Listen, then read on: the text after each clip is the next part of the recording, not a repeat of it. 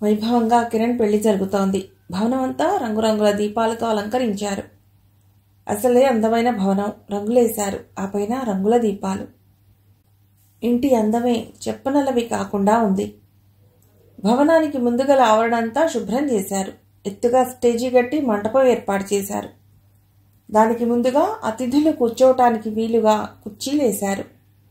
అందరూ సంతోషంగా సందడిగా ఉన్నారు. ఆందోళనగా ఉన్నది హిమ మాత్రమే. ఆమెకు రాజు వస్తాడా రాడా అని అనుమానం. వస్తే బాగుంటుందని ఆశ. వస్తే ఎలా పలుకరించాలని ఆలోచన. రాత్రి 2:30 గంటలకు పెళ్లి. అంత రాత్రి వేళ అతడు రాడని తనకు తనే చెప్పుకుంటోంది. కానీ రాజు వచ్చాడు. గోపి పక్కనే కూర్చున్న అతడిని చూసి హిమ సంతోషాన్ని పెదవుల మీద చిరునవ్వుగా వ్యక్తీకరించింది. మేడ మీద నుండి వెండి సామాన్ తెస్తున్న హిమ రాజు కళ్ళకి దివి నుండి భూమికి వస్తున్న అప్సరస్లాగా అనిపించింది. ఎర్రని బోర్డర్ గల తెల్లని కంచిపట్టు చీర, మెడలో రోజు వేసుకునే గొలుసు కాక కెంపుల నెక్లెస్, కెంపుల దిద్దులు, నుదుటిపైన ఎర్రని బొట్టు. ఆమె వెండి సామాను మంటపంలో పెట్టి ఎవరూ చుట్టలేదని గ్రహించి తన 2 చేతులని దగ్గరగా చేర్చింది. గోరింటాకుతో ఎర్రగా పండిన చేతులు, ఆ పైన ఎర్రని గాజులు. రాజుకు అర్థమైంది ఆ గాజులు తను తెచ్చినవే. తీర్థంలో కొన్న ఆ మట్టి గాజుల్ని ఇంత మంచి సందర్భంలో ఆమె వేసుకోవటం, అతి సామాన్యమైన గడ్డి పువ్వును మెడలో ధరించడమే. రాజు ఇంత సాంప్రదాయకంగా జరిగే పెళ్లిని చూడటం ఇదే మొదటిసారి. అర్థం కాని పద్ధతుల్ని గోపిని అడిగి తెలుసుకుంటున్నాడు. తలంబ్రాల ఘట్టం పూర్తి కాగానే చాలా మంది ఇళ్లకు బయలుదేరారు. సగం ఆవరణ ఖాళీ అయింది. అర్ధరాత్రి పెళ్ళైనా ఇంతమంది వచ్చారంటే రంగారావు గారి ప్రతిష్ట తెలుస్తోంది.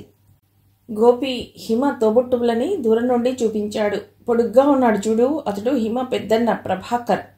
బొంబాయిలో ఓఎన్జీసీలో ఇంజనీర్. కాస్త బొద్దుగా లావుగా ఉన్నాడే, అతడు సుధాకర్. చిన్నన్న నాగ్పూర్లో పనిచేస్తున్నాడు. ఆ బ్లూ పట్టు చీర కట్టుకుని ముందే ఆవిడ హిమకి అక్క, మద్రాసులో ఉంటారు. బావగారు బిజినెస్ మ్యాన్. అలాగా.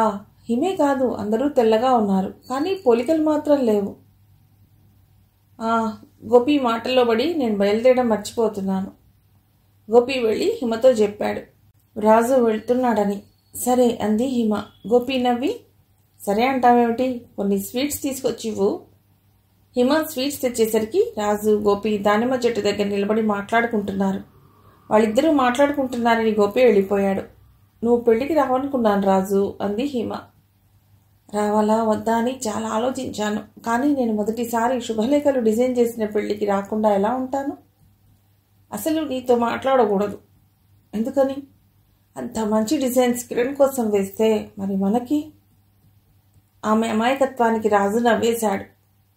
ఆలోచించాలే కానీ ఇంతకంటే మంచి డిజైన్స్ వేయవచ్చు. కావాలంటే చెప్పు, ఉదయం 10 గంటలకల్లా 10 డిజైన్స్ నీ ముందు ఉంటాయి. హిమ నవ్వేసింది. నువ్వు అంతటి సమర్థుడివే. ఇంత రాత్రివేళ మేలుకోవటం నీకు అలవాటేగా.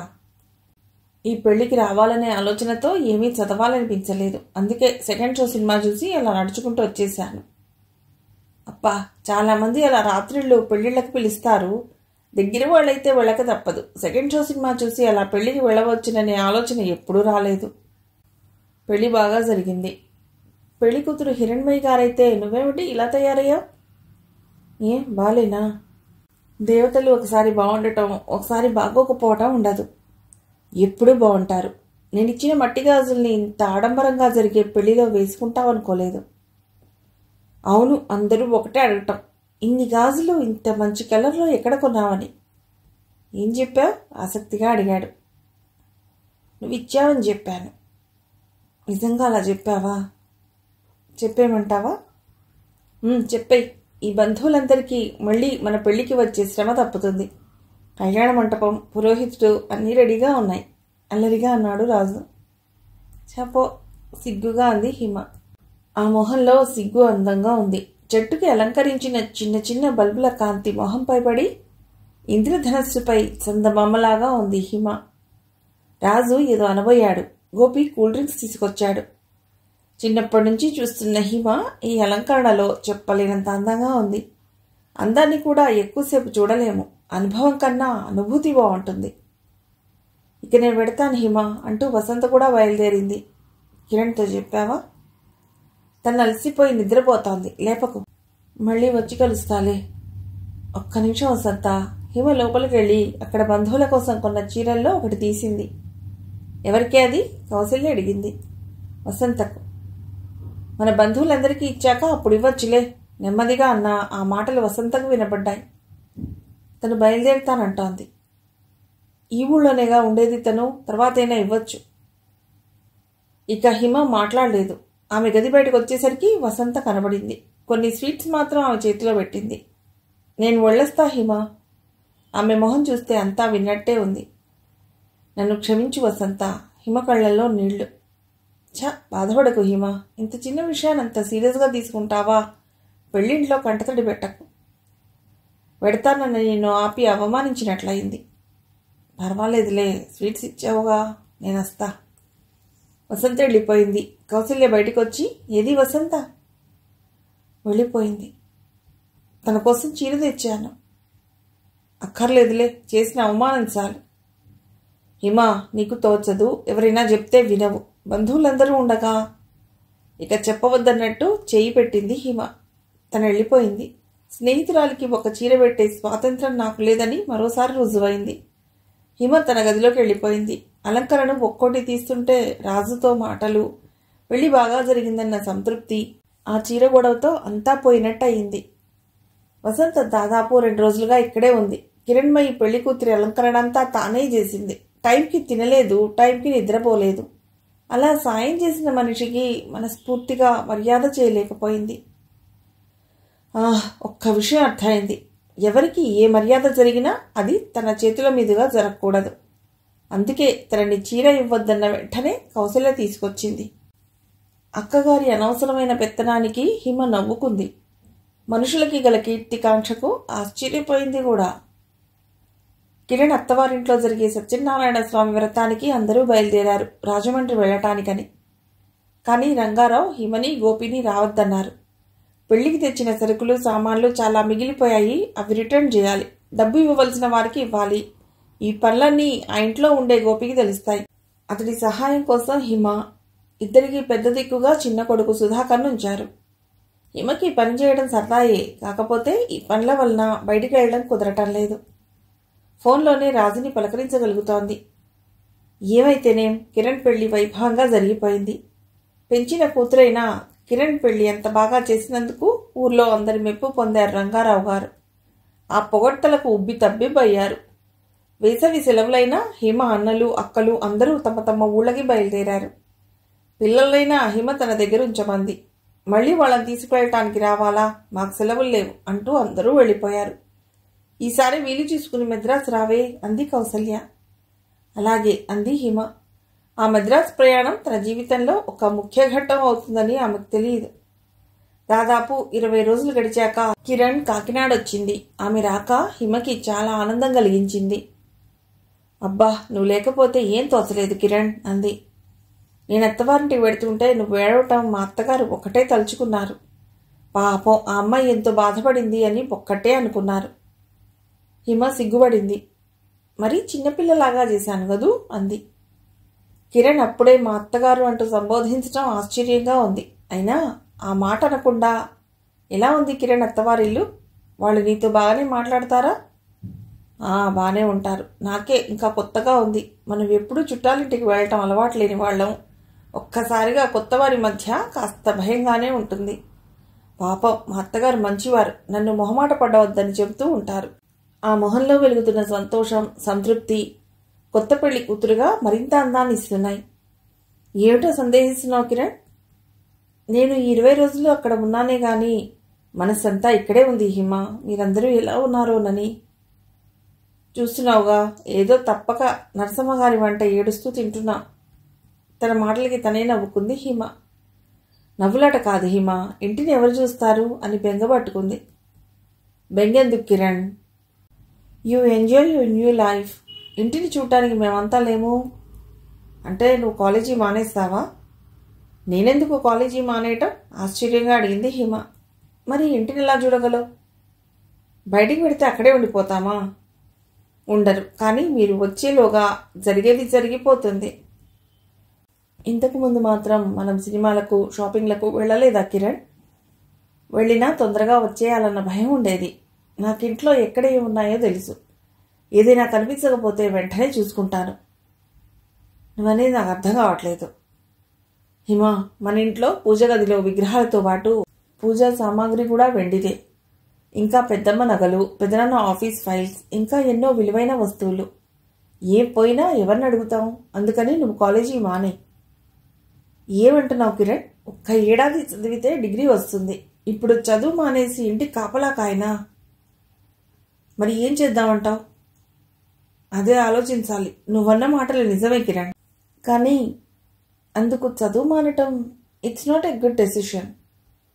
ఎందుకు అంతగా ఆలోచిస్తావు హిమా? గోపి ఉద్యోగం చేస్తున్నప్పుడు నీకెందుకు చదువు? అతడు ఉద్యోగం చేస్తే నేనెందుకు చదువు మానేయాలి? హిమకి నిజంగా అర్థం కాలేదు. నువ్వు గోపిని పెళ్లి చేసుకోబోతున్నావు కదా? హిమ మాట రానిదే అయింది. ఎప్పుడు మనసులో కూడా రాని ఆలోచన కిరణ్ మాట్లాడటమేమిటి? ఈ మాట నీతో ఎవరు చెప్పారు? పెదనాన్న. థ్యాంక్ గాడ్, గోపి కాదు. ఆయన ఎప్పుడు చెప్పారు? పెళ్లి చూపులకి రవికుమార్ గారు వస్తానన్నప్పుడే ఈ విషయం చెప్పారు. కిరణ్, నీకు పెళ్లి చేసేస్తే వచ్చే ఏడాది గోపికి హిమకి పెళ్లి చేస్తాను. గోపి నాకు వ్యాపారంలో ఎంతో సాయంగా ఉన్నాడు. ఇద్దరూ నా కళ్ళ ముందే ఉంటారు. గోపి నీకు కూడా వరసైన వాడే, కానీ నువ్వు గోపి కంటే 6 నెలలు పెద్దదానివి. పైగా నేను పెంచిన ఇద్దరికి పెళ్లి చేస్తే ఇంట్లో సంబంధం చేసి నేను డబ్బు ఖర్చు కాకుండా చేశానంటుంది లోకం అన్నారు పెదనాన్న. జరిగింది చెప్పింది కిరణ్. ఆ మాట అప్పుడే నాకెందుకు చెప్పలేదు కిరణ్? నీకు కూడా ఇష్టం అనుకున్నాను. నాకు ఇష్టమైతే డాడీతో నీకు గోపికి పెళ్లి చేయమని మాట్లాడతానని ఎలా అనుకున్నావు? కిరణ్మయి మాట్లాడలేదు. అందుకే ఏ విషయంలో తొందర పడిగిరాదు కిరణ్. నేను డాడీతో మాట్లాడతానని ఎంతో మొత్తుకున్నాను. నువ్వు నా మాట వినిపించుకుంటే కదా. సరేలే, గోపిని చేసుకోవడం నీకు ఇష్టమేగా. నన్ను ఆలోచించుకోని కిరణ్. ఇంకేం మాట్లాడుతుందోనని భయం వేసి తన గదిలోకి వెళ్ళిపోయింది హిమ. కాలం మారుతుంది, ఋతువులు మారుతాయి. మారనిది స్థిర నిర్ణయం తీసుకున్న మనిషి మనస్సు ఒకటే. మళ్ళీ కాలేజీలు తెరిచారు. మళ్ళీ చిన్నగా వానలు పడుతున్నాయి. హిమ, రాజు డిగ్రీ 3వ సంవత్సరంలోకి వచ్చారు. హిమకి ఆనందంగా ఉంది. ఈ ఒక్క ఏడాది కష్టపడితే డిగ్రీ చేతికి వస్తుంది. చదువు అనే పెద్ద గ్రంథంలో గుర్తింపు గల ఒక అధ్యాయం పూర్తవుతుంది. తర్వాత విశాఖపట్నంలో ఆంధ్ర విశ్వవిద్యాలయంలో చదువు, రామకృష్ణ బీచ్లో షికార్లు. ఓహో, జీవితం ఎంత బాగుంటుంది. రాజు, నేను మద్రాసు వెళ్ళనా? అడిగింది హిమ. తప్పు హిమ, సినిమాలు నచ్చకపోతే చూడటం మానేయాలి కానీ మద్రాసు వెళ్ళి వాళ్ళతో గొడవ పెట్టుకోకూడదు. హిమ నవ్వేసింది. నేను వెళ్ళేది అందుకు కాదు. అక్క, పిల్లలు ఒక్కటే గొడవ రమ్మని. నేను మద్రాసు వెళ్ళి చాలా రోజులయ్యింది. వెళ్ళనా? నీకు అంతగా వెళ్ళాలనిపిస్తే వెళ్ళు. అయినా ఇంట్లో అందరినీ వదిలేసి నన్ను అడుగుతావే? వాళ్ళకి నేను ఎక్కడ ఉన్నా ఒక్కటే, అందుకే నిన్ను అడుగుతున్నాను. ఏమంటావు? వెళ్ళు అన్నాడు రాజు. అంటే నేను ఊరికి పెడితే నీకేం బెంగ ఉండదన్నమాట, కినుకగా అంది హిమ. అబ్బా, నీ పేరు హిమ అని కాకుండా సత్యభామ అని పెట్టవలసింది. వెళ్ళకు అని నేనంటే నన్ను ఊరికి వెళ్ళొద్దంటావా అంటావు. ఎలా నీతో? మరి వెళ్ళకు హిమ, నిన్ను చూడకుండా నేను ఉండలేను అని అన్నావా? అబ్బా, ఇంకా ఇవన్నీ చెప్పుకుని ప్రైమరీ స్టేజ్లో ఉన్నామా మనం? ఒకరి మనసు ఒకరికి ఎంత తెలిసినా మాటలు కూడా అవసరమే రాజు. ఆ మాటలు మనకి గుర్తుకొచ్చి సంతోషమో కోపమో ఏదో ఒక భావం కలుగుతుంది. మన మనసు మాటల ద్వారా ఆవిష్కరించడం వలన సంతృప్తి కలుగుతుంది. ముఖ్యంగా అపార్థాలు కలగవు. ఏమంటావు? నీ మాటలు అక్షర సత్యాలు అంటాను. నిన్ను మద్రాసు వెళ్ళమన్నది నాకు పెద్ద పెద్ద ఉత్తరాలు రాస్తావని. చూసావా, ఈ మాట ఎంత బాగుంది. అయినా ఇది ఇంకా జూలై నెల ఆఖరు. వెడితే నా ప్రయాణం అక్టోబర్లో కదా. అదిగో నా బస్, నేను బయలుదేరుతా. తెల్లవారింది. కిటికీలో నుండి బంగారు కిరణాలు రాజుని నిద్రలేపాయి. అతడు బద్ధకంగా ఒళ్ళు విరుచుకున్నాడు. ఆవులిస్తూ తల తిప్పి అప్రయత్నంగా క్యాలెండర్ వైపు చూశాడు. ఈరోజు ఆగస్టు 6వ తేదీ. ఈ నెలలోనే హిమ పుట్టినరోజు. తను ఇంత బద్ధకంగా ఉంటే ఎలా? తన ఆలోచన తనకే నవ్వొచ్చింది. ఎప్పుడో పుట్టినరోజుకి ఇప్పటి నుండి కంగారు ఎందుకు? వద్దన్నా వచ్చేవి ఆలోచనలే. అతడు కాలేజీకి తయారవుతూ ఆలోచించసాగాడు. దాదాపు 3 ఏళ్లుగా హిమ బర్త్డేకి ఇవ్వని గిఫ్ట్ ఇప్పుడు ఇవ్వాలి. ఏ ఇవ్వాలి, ఏ బహుమతైనా అందులో తన ముద్ర ఉండాలి. రాజుకి మంచి హోంవర్క్ దొరికింది. బజార్లో షాపుల్లో చాలా వస్తువులు చుట్టం మొదలెట్టాడు. కానీ ఏదీ నచ్చటం లేదు. ఒక చీర ప్రజెంట్ చేస్తే కొన్ని చీరలు చూశాడు. ఏవీ బాగున్నట్టు లేవు. రంగు గురించి బాధ లేదు. హంసరాయబారం పంపినట్టు తెల్ల చీరే, కానీ దానికి మంచి డిజైన్ ఉండాలి. ఎలా? అబ్బా ఏమిట్రా రాజు, పిలుస్తుంటే వినిపించుకోవే. వెనక నుండి రాజు భుజం మీద చెయ్యి వేశాడు శివరాం. పిలిచావా? ఈ ట్రాఫిక్లో వినిపించలేదు. ఎప్పుడొచ్చావు ఊరు నుండి? ఒరేయ్, ప్రధ్యానంగా ఉన్నామని ఒప్పుకో. ఆదివారం రాత్రి 9 గంటలు. ట్రాఫిక్ ఏమిట్రా? ఒప్పుకున్నానులే గాని నువ్వేమిటి మరీ రాత్రి వేళ? వైజాగ్ నుండి వస్తున్నాను. నా రూమ్ ఇటే, మర్చిపోయావా? ఇంతకీ ఇంత రాత్రి వేళ రూమ్కి పోకుండా రాజుగారు ఈ బజార్లో ఏం చేస్తున్నట్లు? ఏవో పనులున్నాయిలే. ఇంతకీ ఏమైనా తిన్నావా? లేదురా, బస్ సాయంత్రం 6 గంటలకే బయలుదేరింది. నువ్వు కనిపించావుగా, కలిసే తిందా. ఇద్దరు హోటల్లో భోంచేస్తున్నారు. అయినా రాజు ఆలోచనల్లోనే ఉండటం శివరాం గమనించాడు. ఎలా చదువుతున్నావురా? బాగానే చదువుతున్నాను. నీ వర్క్ ఎలా ఉంది?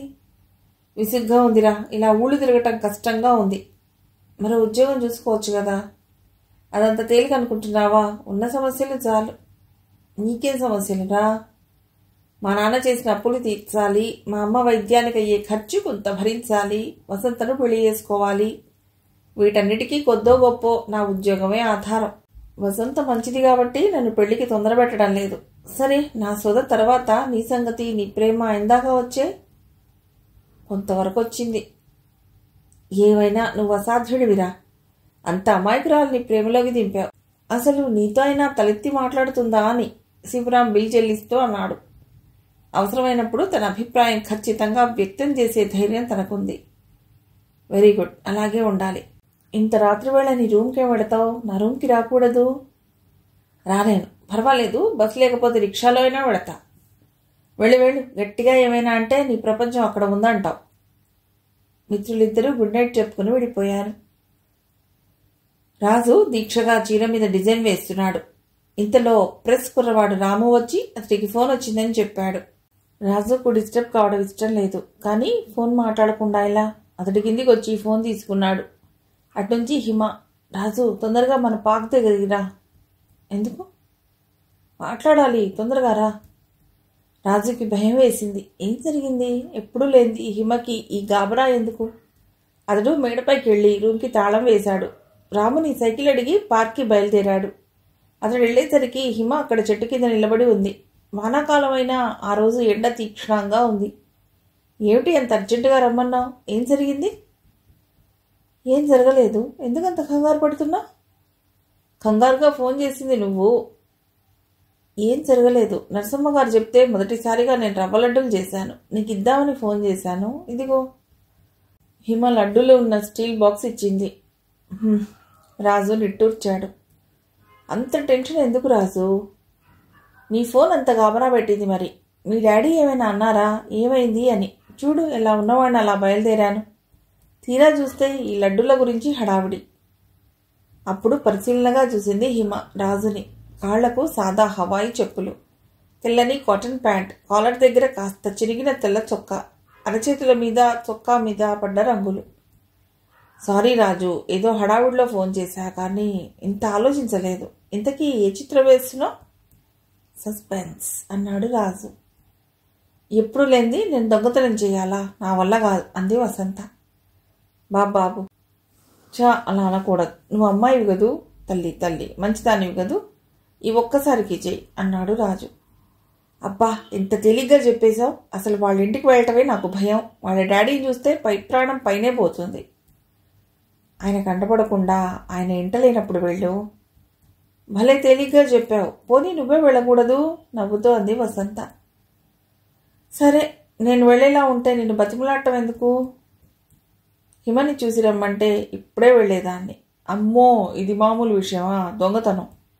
అయ్యో, అన్నిసార్లు దొంగతనం అనుకు వసంత, ఏదో ఆపద్ధర్మం. నువ్వేం చెప్పవేమిట్రా అన్నాడు రాజు. చాలే, వసంత నా మాట వింటే ఇకనే తాపీగా మొక్కజొన్న పొత్తు తింటున్నాడు శివరాం. ఏం వసంత, వీడి మాట నువ్వు వినటం లేదా? రాజు నవ్వాడు. పోనీలే వసంత, ఏదో తెలుసున్నవాడు కదా, కాస్త హెల్ప్ చేయి అన్నాడు శివరాం. అది అలా రా దారికి. నువ్వు కూడా ఏమిటి శివరాం, వద్దని చెప్పక. వాడి బాధ స్పష్టంగా చెప్పాక కూడా నువ్వు ఇలా అనటం ఏమీ బాగోలేదు వసంత. నిజంగా ఇది మగవాళ్ళు చేసే పని అయితే ఈ పాటికి నేను హిమ ఇంటి దగ్గర ఉండేవాణ్ణి. శివరాం బాగా చెప్పాను కదా అన్నట్టు రాజును చూసి కన్నుగొట్టాడు. వసంత ఆలోచిస్తున్నట్టు అంది. సరే, ఈ ఒక్కసారికి ఒప్పుకుంటాను. రాజు మొహంలో సంతోషం కనిపించింది. అమ్మయ్యా, దేవత కరుణించిందిరా. మాటలు పూర్తయ్యాయి కాబట్టి ముగ్గురు విడిపోయారు. ఏదో అంతర్జాతీయ సమావేశం జరిగినట్లయింది. రాజు హిమ పుట్టినరోజుకి ఒక చీర ప్రజెంట్ చేయబోతున్నాడు. ఆ చీరకి మ్యాచింగ్ బ్లౌజ్ కుట్టే బాధ్యత వసంతపై పెట్టాడు. ఇదంతా హిమకి తెలియకుండా జరగాలి. వసంత బ్లౌజ్ కుట్టాక మళ్లీ దానిపై రాజు డిజైన్ వేయాలి. టైం ఎక్కువ లేకపోవడంతో వసంతను హిమ ఇంటికి వెళ్లమనటం కోసం ఇంత బతిమాలవలసి వచ్చింది. వసంత 2 రోజుల తర్వాత హిమ ఇంటికి బయలుదేరింది. ఏదో స్నేహధర్మం కొద్దీ ఈ పని ఒప్పుకుందే గాని కాస్త భయంగానే ఉంది. అసలు కిరణ్ వసంత 10th వరకు కలిసి చదువుకున్నారు. కిరణ్ అత్యవసర మార్కులతో అయినా పాస్ అయింది. వసంత పాస్ మార్కుల దరిదాపులకు కూడా రాలేదు. కిరణ్ని చదవమని అందరూ ప్రోత్సహించినా ఆమెకి ఇష్టం లేకపోయింది. ఇక వసంతను మళ్లీ పరీక్షకు కట్టమని కూడా ఎవరూ అనలేదు. అప్పుడే ఇంట్లో సమస్యలు తట్టుకోలేక వసంత తండ్రి పారిపోయాడు. ఇంట్లో 3 ఆడపిల్లల్ని 2 మగపిల్లల్ని భార్యని వదిలిపోయిన తండ్రి అంటే ఆ వయసులోనే ద్వేషం కలిగింది వసంతకి. దాదాపు ఆ వయసు నుంచి ఇంటి బాధ్యత తీసుకుంది. అన్న ఒక షాప్లో సేల్స్మెన్ గా చేరాడు. అక్కని తల్లిని పచ్చళ్ళు పెట్టమని అవి తనే అమ్ముకొస్తుండేది. ఇలా తిరగలేక ఒక షాప్లో సేల్స్ గర్ల్ గా చేరింది. అప్పటికి ఆమె వయసు 20 సంవత్సరాలు. అప్పుడే ఆ షాప్కి వచ్చిన శివరాంతో పరిచయం. కొత్త బట్టలు కొన్న శివరాం బిల్ చెల్లిస్తూ 100 రూపాయలు ఎక్కువ ఇచ్చాడు. అది చూసిన వసంత ఆ డబ్బు ఇచ్చేయబోయింది. ఓనర్ ఆ డబ్బు తిరిగి ఇవ్వద్దన్నాడు. అయినా వసంత వినకుండా ఆ 100 రూపాయలు రోడ్డు మీద నడుచుకుంటూ పోతున్న శివరాంని వెనక్కి పిలిచి ఇచ్చేసింది. అలా అయిన పరిచయం ప్రేమకు దారి తీసింది. ఓనర్ మాట వినకుండా డబ్బిచ్చినందుకు ఆమె ఉద్యోగం పోయింది. శివరాం సాయంతో టైలరింగ్ నేర్చుకుని రెడీమేడ్ షాపులకు ఇస్తుండేది. అటువంటి వసంత ఒక దొంగతనం కోసం హిమ ఇంటికి బయలుదేరింది. నిజానికి తను కిరణ్ క్లాస్మేట్ అయినా హిమతోనే స్నేహం ఎక్కువ. ఆమె వెళ్లేసరికి కిరణ్ హాల్లో కూర్చుని కనిపించింది. ఎప్పుడొచ్చావు కిరణ్? పలుకరించింది వసంత. నేనొచ్చాను. అంతా బాగున్నారా? మీ చెల్లికి పెళ్ళయిందట. ఎక్కడ ఉంటావు తనిప్పుడు? వైజాగ్లో. మరి నీ పెళ్ళెప్పుడు? తొందరలోనే. ఇంతకీ హిమ కనబడదే? పూజ చేస్తోంది. అమ్మయ్య, అయితే రంగారావు గారు ఊర్లో లేరన్నమాట. పూజ ముగించుకుని బయటకు వచ్చింది హిమ. గుడ్ మార్నింగ్ వసంత. మాట వినబడితే ఎవరో అనుకున్నాను. ఏమిటిలా వచ్చావు? నీ బ్లౌజ్ దొంగిలించడానికి అనాలనిపించింది వసంతకి. ఇంట్లో ఏం తోచడం లేదు, నిన్ను చూడాలనిపించి ఇలా వచ్చాను. నిజమేనా? కిరణ్ వచ్చిందని కలిసిపోదామని వచ్చావా? అసలు తను వచ్చినట్టే తెలీదు నాకు. నీకెలా తెలుస్తుంది? జోక్ చేశాలే. ఇంతలో లోపలుండి రవికుమార్ వచ్చాడు వెడదామా అంటూ. వస్తాను వసంత. హిమ, భోజనానికి రాము, ఎదురు చూడకు అంటూ కిరణ్ అతడు వెళ్ళిపోయారు. అరే, డాక్టర్ గారు కూడా వచ్చినట్లు చెప్పలేదే అడిగింది వసంత. ఈ ఊళ్ళో వాళ్ళ చుట్టాల ఇంట్లో పెళ్లి అని వచ్చారు. ఇప్పుడు అక్కడికే వెడుతున్నారు. డాక్టర్ గారిని నీకు పరిచయం చేయకపోవడం ఏమిటి? పూనీలే, కిరణ్ అలాగే ఉంటుంది. సరే, నా గదికి పోదాన్రా. మళ్ళీ వసంతకి చిన్న టెన్షన్. హిమ గదిలో మాట్లాడుతోందే కానీ హిమ బ్లౌజ్ ఎలా దొంగిలించాలి? కాగల కార్యం గంధర్వులే తీరుస్తారన్నట్టు హిమే టాపిక్ మొదలెట్టింది. కిరణ్ కట్టుకున్న పట్టుచీర బాగుంది కదూ? బాగానే ఉంది. ఎప్పుడు కొందిట? పెళ్లికి డాడీ కొన్నదే, వ్రతానికి ఇచ్చారట. చీర బాగుంది, బ్లౌజ్ బాగా కుట్టలేదు అంది వసంత. తనే కుట్టుకుంది. కొన్ని నీ చేత కుట్టించుకోమన్నాను, వినలేదు. పోనీ ఇప్పుడు నువ్వు కుట్టించుకో, తనకి దొంగిలించే బాధ తప్పుతుంది. కానీ కరెక్ట్ సైజ్ కావాలి. ఆ మధ్య నువ్వు కుట్టిన రెడ్ జాకెట్ బాగుంది. అయితే ఇప్పుడు నా దగ్గర కొత్త బ్లౌజ్ పీసులు లేవు. ఇంతలో కింద నుండి భూలోక బకెట్తో బట్టలు తెచ్చింది డాబా మీద ఆరేయటానికి. అమ్మాయి గారు ఫోన్ మోగుతోంది. హిమ కిందికి వెళ్ళింది. ఇదే తనకి మంచి అవకాశం. ఇంతకీ ఆ రెడ్ బ్లౌజ్ ఎక్కడుందో? భూలోక ఒక్కోటి బట్టలు తీసి ఆరేస్తోంది. వసంత గదిలో కూర్చోలేక బయట వరండాలో నిలబడింది.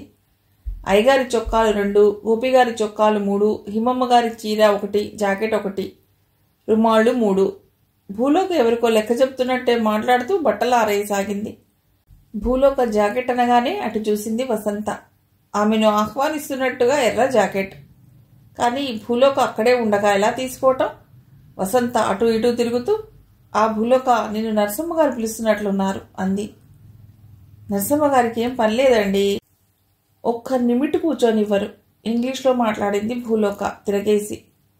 ఆమె మెట్లు దిగుతుండగానే వసంత హిమ బ్లౌజ్ తీసి హ్యాండ్ బ్యాగ్లో పెట్టేసుకుంది. వచ్చిన పని అయిపోయింది. ఆమె మెట్లు దిగుతుంటే హిమ ఎదురైంది.